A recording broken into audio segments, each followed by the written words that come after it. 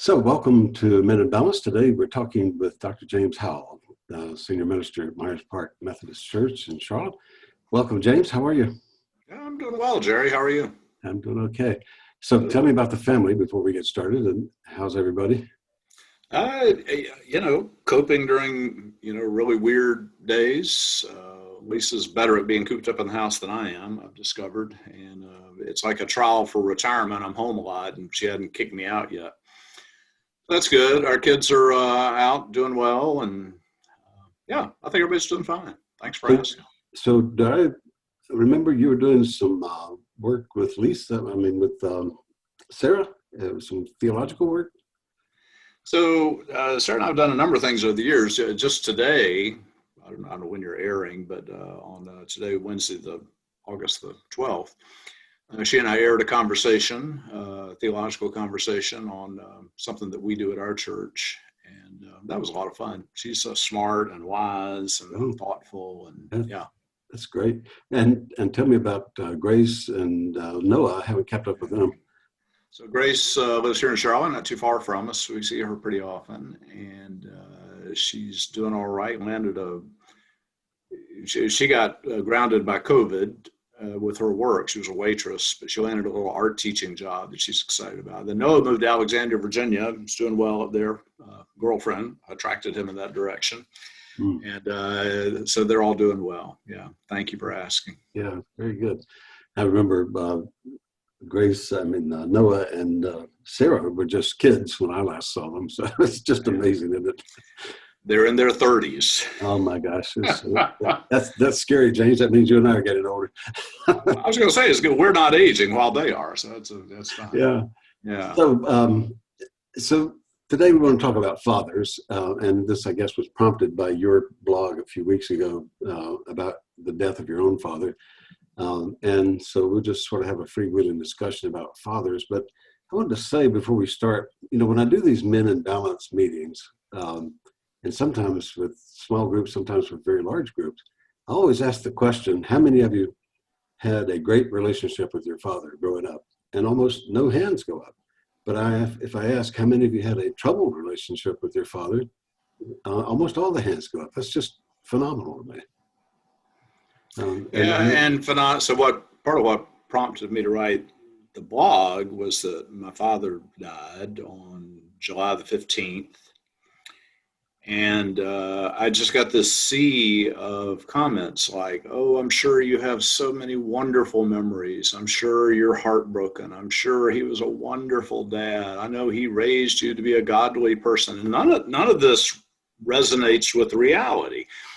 He was a very distant dad. He could go 2 or 3 years at a time without speaking. He, as I put in the blog, I don't know what I would point to that was a happy memory. He did some good things. He was a military. He got shot down in World War II. He had a good work and he was an engineer after he retired from the military, very successful, made a lot of money for a kid who grew up dirt poor and never went to college. He was proud of that. But, just in terms of connecting with people emotionally, he could not do that. He never did that. And he could be difficult and created a good bit of pain. Anyway, so it's just interesting in the wake of his death, though, how many people made the assumption that, I'm sure you have so many happy memories. Well, and church people do that in general, right? So something happens and they have the trite, dumb stuff they say, like everything happens for a reason, or God needed another angel or something. And it's the same kind of thing. And I don't know what it is that we have this fantasy that everything will be happy. Is any of it because I'm a minister? Like, surely my minister had a happy relationship, or maybe you wouldn't be a minister. Actually, I think it's the opposite. If anything, I probably am doing what I'm doing because I knew pain and absence of what was needed when I was growing up and as a young man. Anyway, I'm rambling. Yeah. Well, believe it or not, I remember a sermon you did when you were at Davidson, in which you talked about calling your dad, and you asked him how he was, and he said he was $5,000 poorer today, and he was worth $5,000 less today, and you said, "Not to me, Dad." Do you remember that? He was a day trader in the stock market, and this created tremendous stress for him. But he did it until he was 95 years old, until shortly before his death. He would get up in the morning, he would track the stock market all day long. He knew more about corporate America than anybody that I've ever known. And but that was his life. That money meant just so much. He didn't even have a purpose for it once he's in his 90s. He would say, "Oh, I made $100,000 last month." And I would say, "What are you going to do with that? Go splurge, donate, something." Yeah. And it just was this thing. But yeah, he measured it was a good day or a bad day based on how his stocks were doing. Yeah. I think it's Robert Bly who said, if you don't have a good father relationship, you have like a hole in your gut that you never fill. And my dad died when I was 10 years old, so I know about that. And maybe you could talk about how you feel about that. Yeah, any, if you don't have a mom, that's another kind of problem. But I think for men especially, Freud said this thing that I always remembered, that the most important day in a man's life is the day his father dies. And I remember when I read that, I thought, well, that won't be for me because we're not very close or anything. I don't know if I'd say it's the most important day of my life, but there's sort of a reckoning there that what should have been wasn't there. And I'm not ashamed to say that, I don't know how to put it. I've got demons isn't the right word, but I've got darkness in me that comes out of that. People always think, oh, James, he's a great hardworking professional. And I love being a hardworking professional, but I can own that some of that is a drivenness to kind of fill that emptiness, right? I've got to prove my worth. So I don't just know my worth. With my kids, I wanted to be sure they knew their worth. I probably flubbed that up in some ways. You can't help yourself as a dad, but there's probably some drivenness in that. I still get the dream. I guess a lot of people have this dream, right? It's the dream you have in college that you wake up and, oh gosh, my exam started 5 minutes ago, and you go dashing out. I still get this dream, except there's a preacher version, which is it's Sunday morning and I'm late for church, and then I can't find the church. What is that? And that's some anxiety, some underlying sense of inadequacy or something. Everybody carries stuff like that around.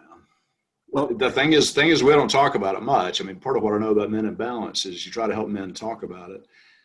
Men, this, they just struggle to be able to share. So the biggest thing that came out of my blogs, wrote the blog kind of about challenges with my dad and where I was. And it surfaced dozens, hundreds of stories, mostly from men saying, man, that sounds like my dad, but I've never been able to tell anybody. Yeah. Isn't that interesting? So if you could share it, there's some healing in that. There's some camaraderie in that, but we tend to cloak it and hide it, and that's when it becomes toxic, right? Yeah.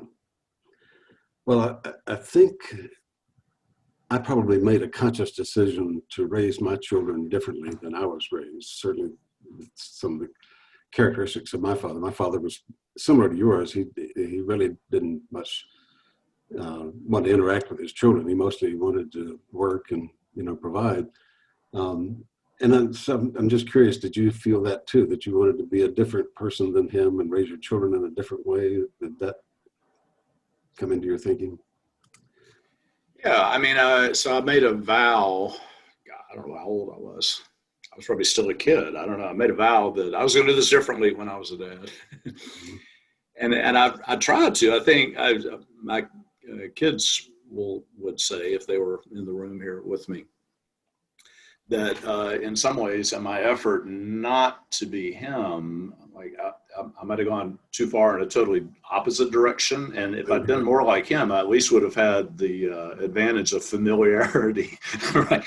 Instead of being in this strange territory that I wasn't familiar with. Mm-hmm. And I bet they felt some pressure there because I came from kind of a non-family family, right? My son Noah was born, and I don't think my dad saw him until he was 3. Yeah. And if Noah had walked in his room the last 10 years of his life, he wouldn't have known him, although he looked just like this. But anyway, I probably have veered in the other direction, that like I want my children to be close, so became kind of clingy, maybe. I don't know. Yeah. Yeah. So your dad apparently did not want you not only to not go in the ministry, he didn't see necessarily that you should even go to college, right?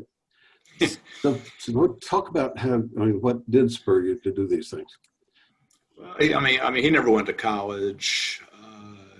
He cloaked that really successfully, and he had a successful career in engineering. He employed engineers who were college educated, of course. But he would say, I learned my stuff in the school of hard knocks. You know, it's an old phrase people used to use. And you would think, you know, the normal kind of American storyline is dad didn't go to college. He is determined his kids are going to go to college. But my dad didn't seem to be against it so much. But when I said, I'm going to go, he was like, well, really? Don't you think you ought to get a job, support yourself or whatever? And I think the way I got there is, you know, growing up, I was kind of the shortest, skinniest kid. I had the latest birthday. So when I was a fourth grader, I was the littlest fourth grader or whatever. Anyway, I was not blessed with great athletic prowess or charm or any of those things. I do remember at some point, I must have been in fifth or sixth grade, and something happened at school. And I remember thinking, I got a better brain than most of these other people. It was like a real, and I thought that's going to be my thing. Mm-hmm. So I kind of trusted that, and I became like the smart kid who could solve chemistry problems and win the science fair and do all that. So schools seemed like that was the only place I really felt safe. That it only felt like I'd be good at that. I don't know if I'd be good at other stuff. Also, you know, I don't know if you guys have looked at ACEs, you know, this adverse childhood experience measure that a lot of people use now. So various things are an adverse childhood experience, like your parents get divorced, you saw a murder, a lot of things that are really traumatic for a kid.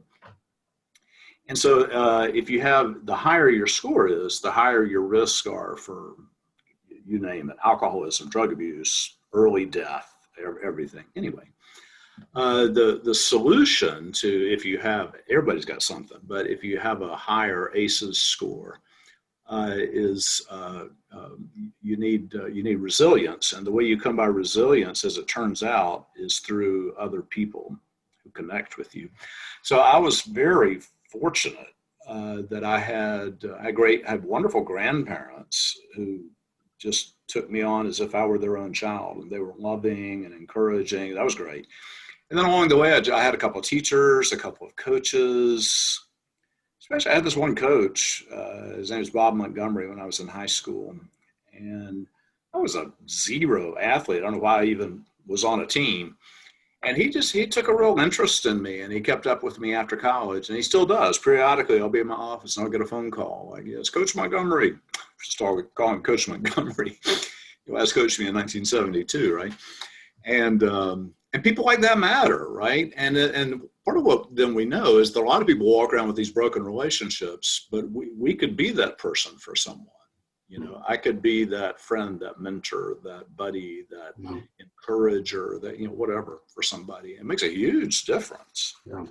So I guess I'm curious, given the personality of your father, how did you develop this empathy for other people and this concern for other people? What is there, some event or some person that prompted that? Who knows? You know, partly you're kind of wired the way you're wired. Partly, I said this in a sermon recently.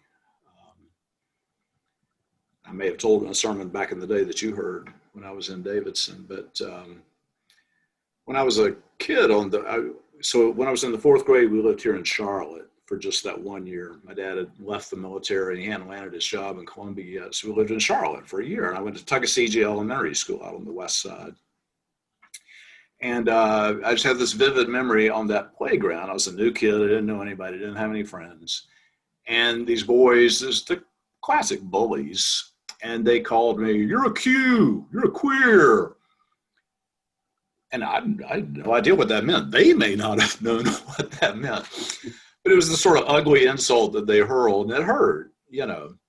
And then what I said in my sermon was years later, we used to say LGBT, but then we started saying LGBTQ. And I remember the first time I heard that, I was in a group setting, and somebody said, we say LGBTQ now. And somebody said, what's Q? And I said, I have no idea, but I used to be one, and I'm with those guys. What I said in the sermon was that, like when you're shamed or shunned, that's a painful thing, but it can cultivate in you a deep sympathy for those who are shamed or shunned. So in the church, I'm always going to err on the side of including people, because I was shamed and shunned. I was the kid that was left out, that was made fun of. And we're not going to do that in my churches. We're not going to judge other people. We're going to. So anyway, so sometimes I think, when you suffer pains like that, it brings, doesn't always, sometimes people suffer pain and they become bitter and they're angry and they never get over it. But I think in me, at least, it gave me a heart for people that are disenfranchised, that maybe nobody else wants. I hope so. Yeah, good. So I wonder what you would say to some of these guys who I deal with who just can't bring themselves to be their full selves, either in their marriage or in personal relationships and even with their children. And I think it's so important to be totally present and be yourself in a relationship with your children. I'm wondering, what advice would you give them? Well, it's just hard. Everything's hard, right? You mentioned Robert Bly. I think in his book Iron John, he says this thing where I think he imagines a scene where a woman is trying to build a relationship with a man, and she's saying, "Tell me what's inside you." And Bly says he looks in there and he doesn't see anything, right? Because we're kind of taught not to see anything, not to be that person inside. So it can almost be a fear, right? Is that I don't really have anything, or what I've got, I don't know what it is. So my identity becomes, I'm a worker, I'm a provider, I drink with my buddies, whatever. So you haven't cultivated the life, and it can be a painful discovery. This rambling too much. This is interesting. Right now, I do audiobooks in addition to paper books. And the book I'm listening to now is by Isabel Wilkerson, and it's called Caste.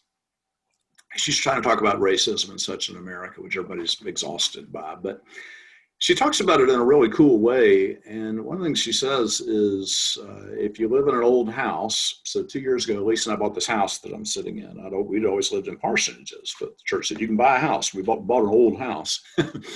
She said, if you live in an old house, you got to go down to the basement and see what's going on down there. Sometimes there's water leakage, there's a crack, there's something, and you got to deal with it. It's in the foundation. And she said, it's foolish to say, I didn't build this house. I didn't put that foundation down there. I'm just going to stay upstairs. You got to go down there and deal with it now. And so she says, America's like an old house. You got to deal with what's down there. She says, you're an old house and you got to deal with what's down in the basement. Then the other analogy she uses is just as good or better. She said that when you go to the doctor will not treat you until they hand you that clipboard, and you have to fill out not just your history, but your parents' history and your grandparents' history. And I love the way she phrases it. She said, for instance, if you have diabetes in your family, you don't curl up in a ball in shame because you got diabetes in your family. You check off diabetes. You want the doctor to know that. The doctor needs to know that. So if you have white privilege, if you had a dad who was cold, whatever, it's not a shame thing, but you check off that box, and then you can begin to treat what's going on. Men know that they got unresolved stuff, and what drives them, it makes them driven, it makes them crazy, it makes them drink too much, it makes them riddles their marriages. Women have it too. That complicates it, doesn't it? But you got to dig down in there. A lot of times you need some help. You need somebody you can trust to talk to you, to listen, to name things, to ask hard questions that matter. And it takes time, first times you think about something, you don't know. But if you stay with it, you eventually get in touch with some stuff down there that really matters. And some of it's painful to deal with, but boy, it's the only way to life, right? It's the only way to life. Oh man, you said it so much better than I could have said it myself, but I certainly agree with you and appreciate it. I've certainly witnessed that in the Men in Balance small groups. James Howell, thank you so much for being with us. Thank you for what you're doing. Thank you for the time and effort you've given to Men in Balance. Appreciate that. It's a privilege to be with you, and I appreciate what you're doing with Men in Balance. It's really making a difference. I know you put a lot of time and energy into it for a long time, and it really matters. So thank you. Yeah. I'm Jerry Hancock from Men in Balance.